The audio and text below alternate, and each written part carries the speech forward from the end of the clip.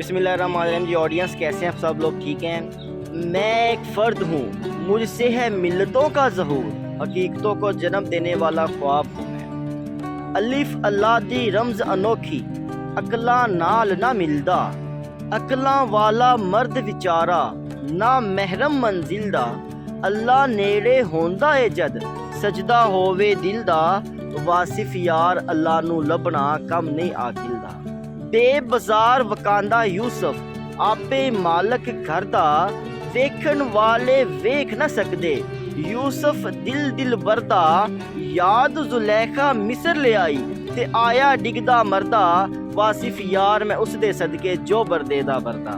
ते तारे रोंदे चंद ना मिलिया, तारे बाजी हारे मिलिया चंद ते लुक लुक जांदे, तारे शर्मा मारे यार दा जलवा लभदे लभदे सोंगे कई विचारे।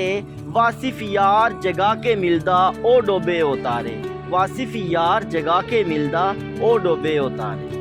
मैं हूं जावेद चौधरी। आप इस सुर्ख निशान को टच करके इस चैनल को सब्सक्राइब कर दीजिए और घंटी के इस निशान को भी हल्का सा पुश कर दीजिए। मुझे यकीन है आपका यह फैसला आपका मुकद्दर बदल देगा।